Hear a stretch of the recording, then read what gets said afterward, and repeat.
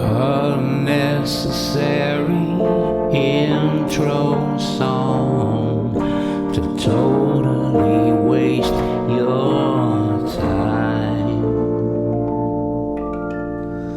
I don't know if you've had a chance to watch Jordan Peterson basically get his ass handed to him by a bunch of college-aged atheists on a channel called Jubilee.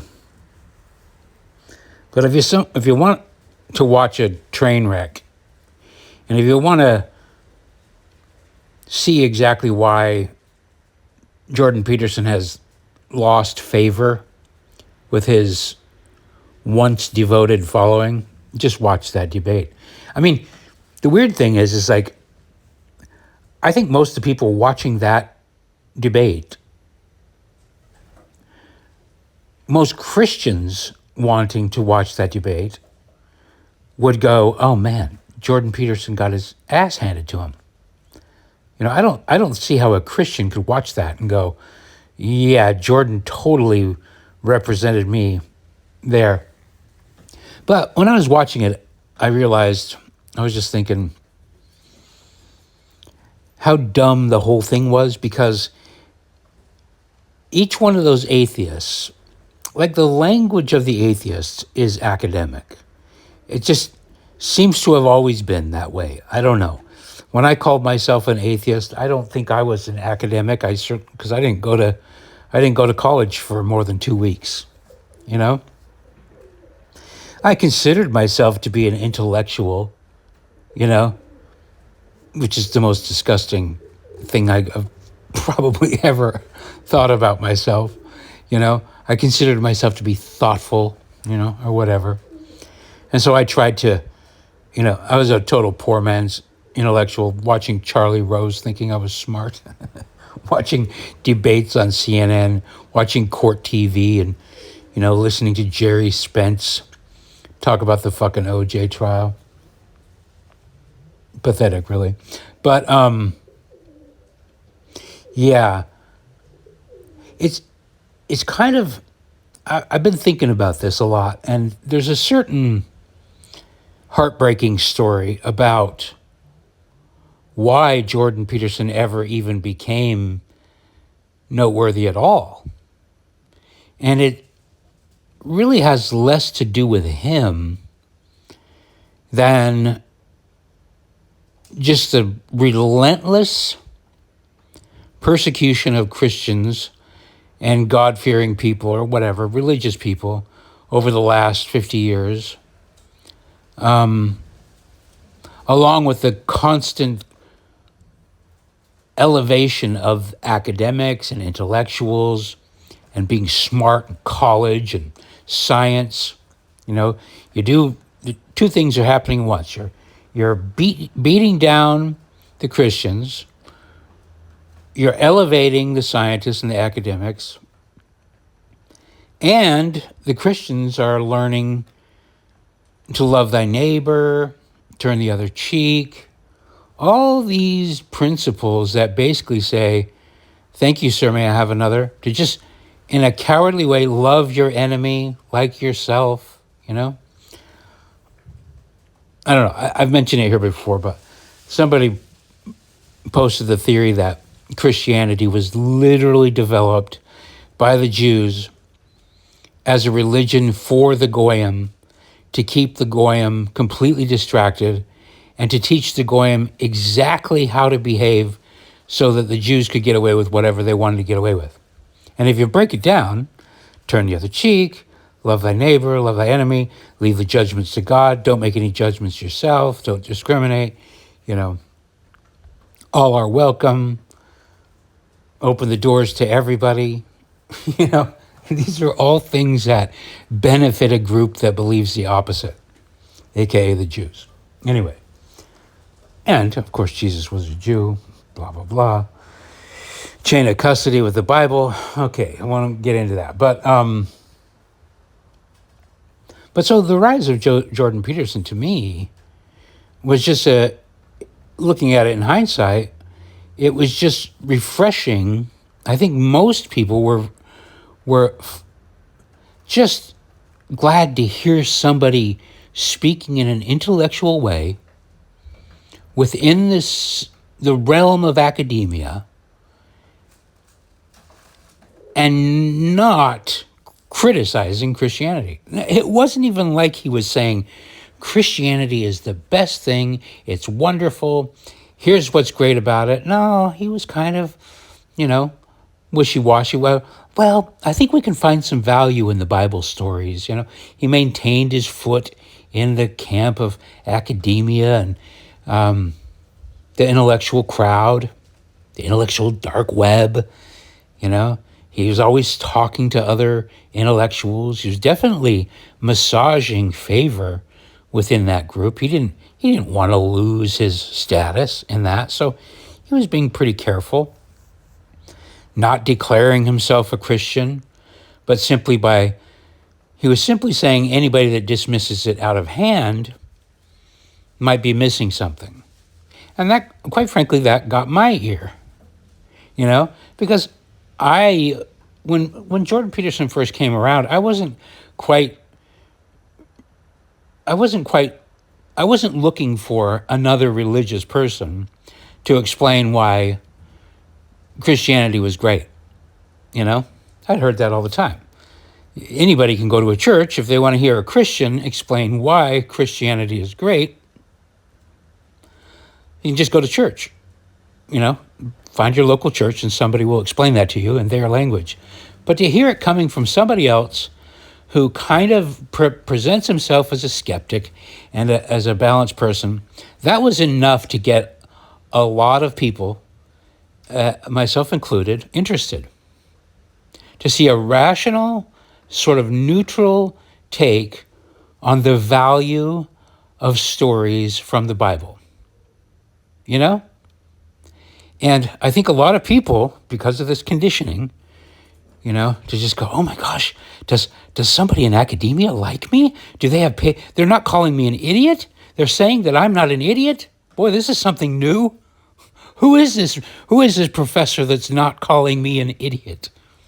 Who actually says that that the value that I find in these stories is valid, This validation is kind of this weird, looking back, it's heartbreaking in a way that was the state of the world at that time, that Christians were literally looking for validity from a Canadian professor who simply didn't want to use trans pronouns, and simply would just, in an academic way, say, here's the value of fucking Pinocchio, even though it's not a Bible story, turned everything into a Bible story, So I guess, in a way, if you consider the Bible to be a valuable source of wisdom or whatever, he did quite a service. And if you say that the Bible can lead people to moral things, I quite frankly doubt that a little bit.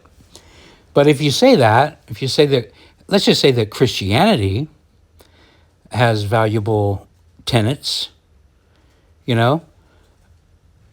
the fact that he directed some people there the fact that he gave some people the confidence to stand up and say, hey, yeah, fuck you guys. Why are you saying that none of my beliefs have any value, But boy, did he take off, But that was a while ago. That's been how long now, 7, 8 years. He's had drug addiction and looks like he's been compromised. He came out, he started with one set of values, got addicted to drugs, disappeared for a year, came back with a completely different set of values, and now working for Ben Shapiro. Okay, interesting. Nothing to see here. No longer standing up for Christians. Seems to take the chance to attack Christians whenever he can, and now he basically only stands up for Jews. Interesting how that worked. The new suits, went from frumpy to flashy. I don't know. But I also just think that that Christianity, there's been a number of things that have happened since then where people have just gotten sick of it, every white Christian has been canceled so many times, and it's become so blatant over the Joe Biden administration and the BLMs and all that stuff. It got so big that now people are sick of it. And that group looking for validation from leftist universities and institutions, nobody wants it anymore. We're past that. I think everybody's past the looking for validation from institutions. In fact, now it's outright hostility towards those institutions. Nobody wants to have an academic. Look what's happening to James Lindsay. I think James Lindsay kind of hopped on that bandwagon too, with the intellectual dark web, the Weinstein brothers, Sam Harris, just that little morsel of, oh, maybe an academic likes me. Bill Maher gets a little bit of that, but you see it less and less as time goes on.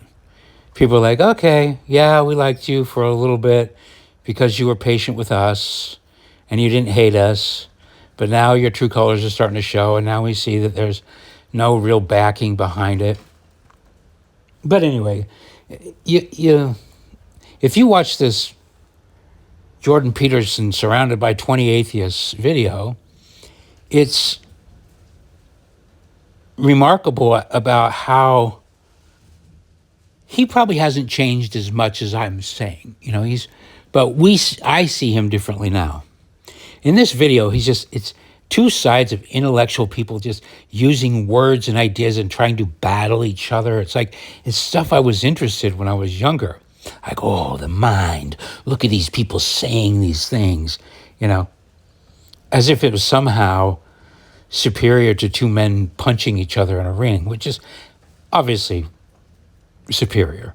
Or two people building something. That would be more, two people painting or two people telling jokes would be more interesting. But people arguing about religion using intellectual language, oh, God, roll my eyes. But in this thing, you watch him, there's hardly an honest moment in there. He is slithering like a snake. He's literally doing the Bill Clinton thing. Well, it depends on what you mean by is. What does is mean? What does believe mean? He redefines words on the fly. He doesn't allow anybody else to redefine words. He doesn't stick to anything. He furrows his brow and looks directly in the opponent's eyes. There's nothing about it that feels honest. He doesn't ever come out and say that he's a Christian. He avoids that topic, and maybe he thinks it's a private thing, and I don't know. But the days of him being the hero to Christians should be over, and the thing is again, on this topic of atheism, I told you that I considered myself to be an atheist for quite a while, but not in the way that most people do. I used it as a way to be courteous, because atheist means I don't believe in God. And it's subjective because it's whatever person you're talking to, right?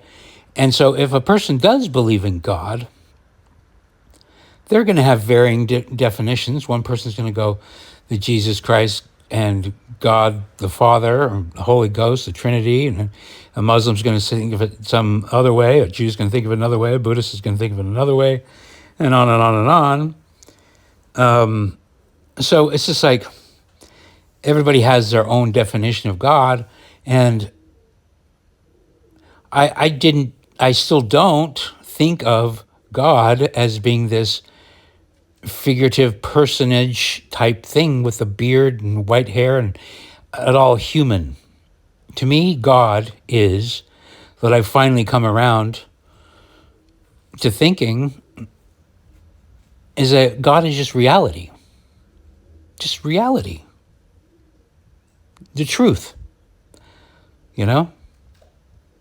Reality. That's God. You're surrounded by it. all the time. It's completely unfathomable. It's amazing. It predates any book ever written. It predates probably any human, any tree. Reality, I don't know when it started. I don't know how it can start. Because what's before reality? Well, just more reality. There's no such thing as nothing. I can't comprehend it. I don't think anybody can comprehend it. But reality exists, and there's nothing we can do to change that underlying structure that supports us all. Everybody, the good people and the bad people. Reality is the infrastructure that supports and sustains us. And it's here, and there's no denying it. You can't deny reality. I mean, people try. People try to get you to deny reality. They try to get you to go into your imagination and to deny your senses and deny your eyes and all this stuff. But anyway, in this debate, go ahead and watch it if you want, but there's so many claims to me, and it's just what I found striking, and what I still find striking, is that, and my dissatisfaction with religion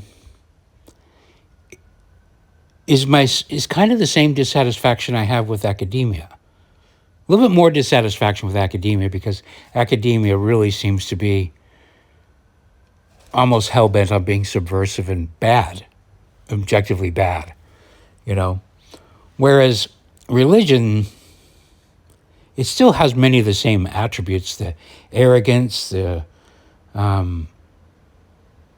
know-it-allness, the name-dropperiness of it.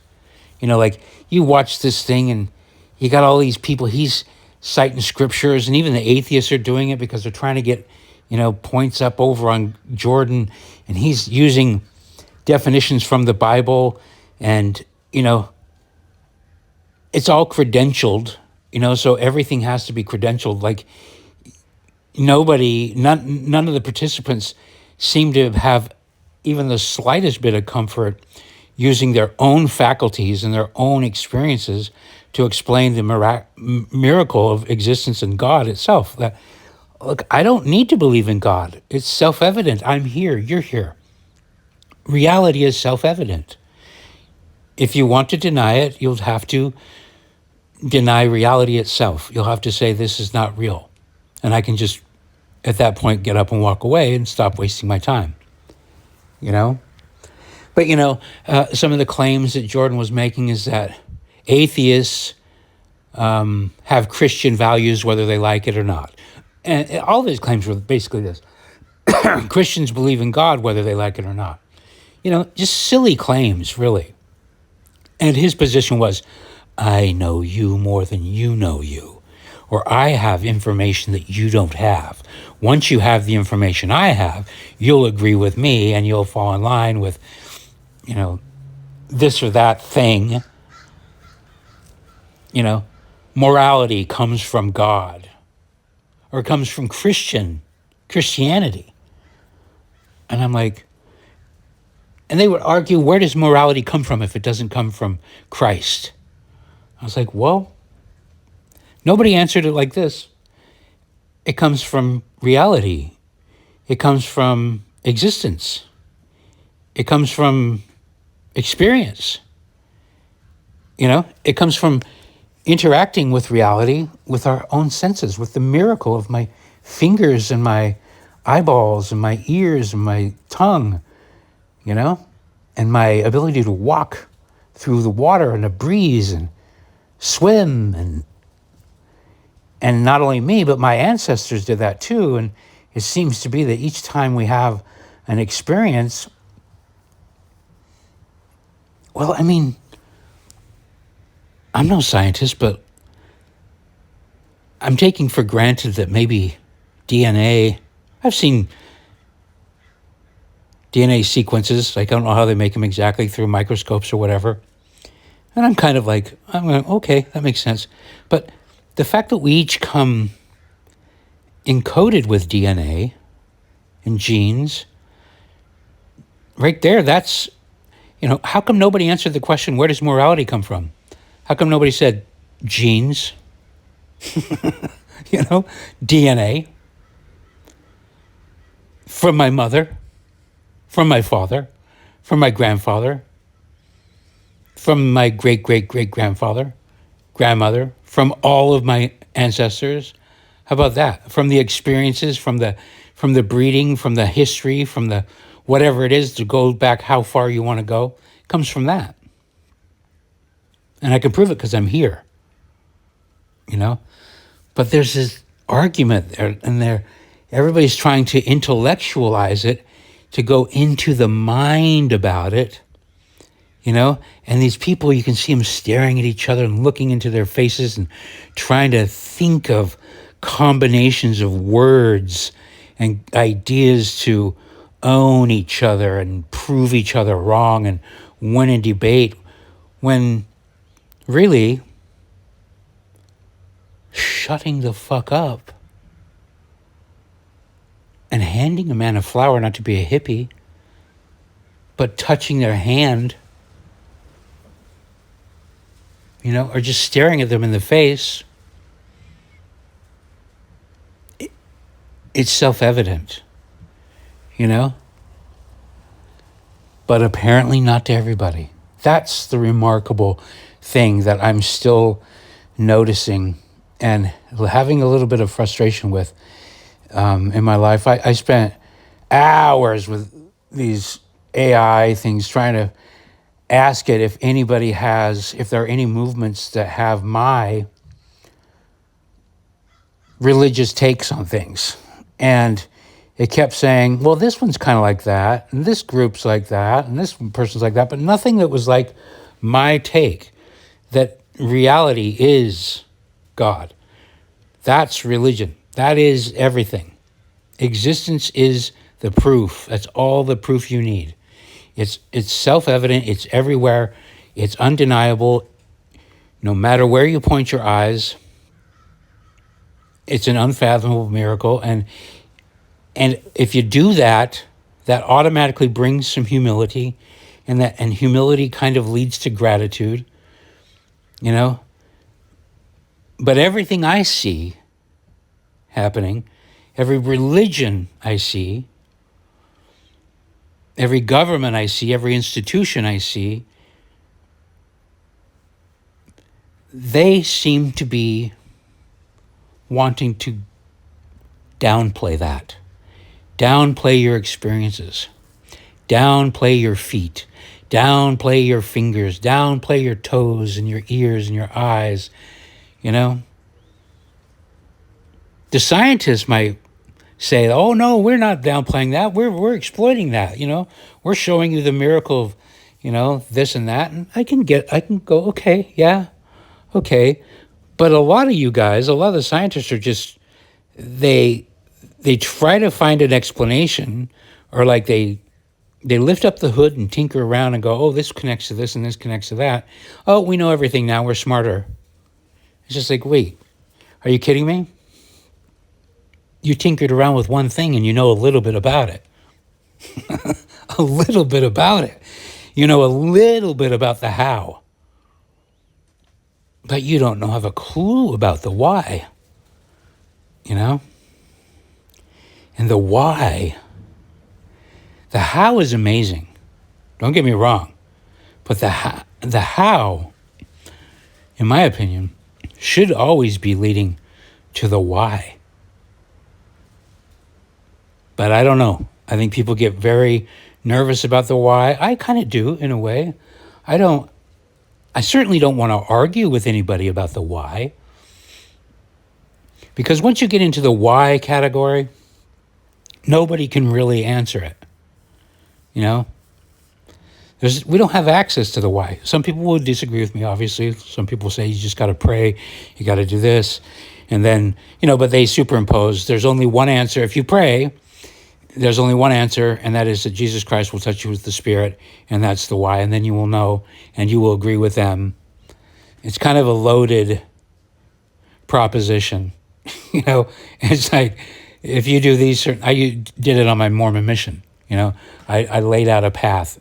Do these things and you will know that what I'm telling you is the right answer to this question about why.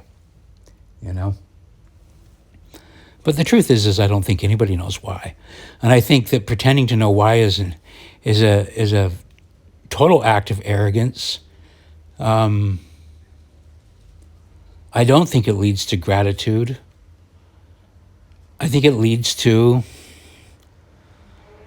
Christians surrounded by 20 atheists arguing. I remember on my mission just arguing with Jehovah's Witnesses, I think about it now, how ridiculous that is. Like two different religious sects arguing about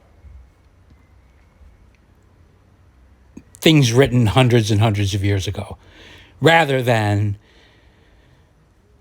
sitting down at a table and discussing the nachos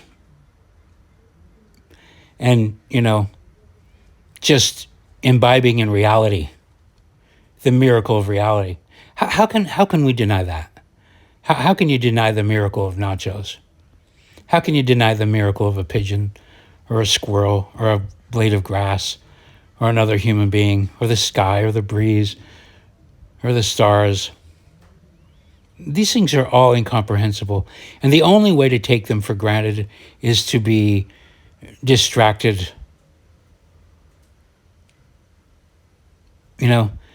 is to be given too much on your plate so that you don't get to,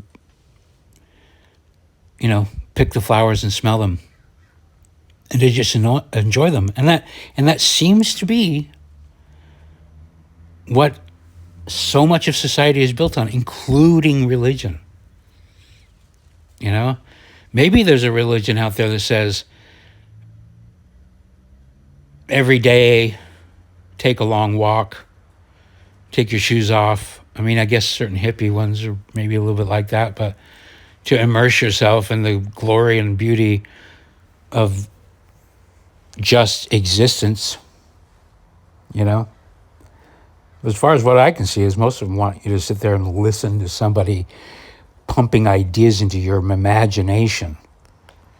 Like this whole idea. It's just like Jordan Peterson claiming that morality comes from Christianity. I just think it's hogwash.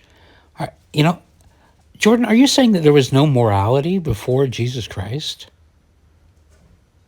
I mean, that's so finicky. It seems so short-sighted too. Like that's another reason why I called myself atheist. I went from atheist to apatheist, which is a word I made up, to awe-theist, A-W-E theist, like where everything's just so awe-inspiring, But whenever I hear the theists giving their little tiny procedural rules, you've got to get baptized, you got to do this, you got to say this prayer 9 times, you got to do this, you got to do this, here's the rule, do this, do this. I understand the ones that like, don't be mean, don't be, the guidance, the moral guidance ones, but the ones that are all like technical rules, the doctrines and stuff like this I can't imagine an omniscient, omnipotent, all-knowing, all-caring, all-loving being that would give a shit about what time church starts on Sunday. You know what I mean? Anyway. But, having said all that, I wish Jordan Peterson well. I hope he can break free from what seems to me to be a very tempting and difficult and high-pressure environment of the Ben Shapiro crowd. It's nice to see Candace Owens break free from it. It's nice to see Matt Walsh kind of breaking free from it, But Jordan, boy, he, I don't know. Something, I think, has happened during that drug addiction. Anyway, that's what I think about that. Thanks for listening. unnecessary outro song to totally waste more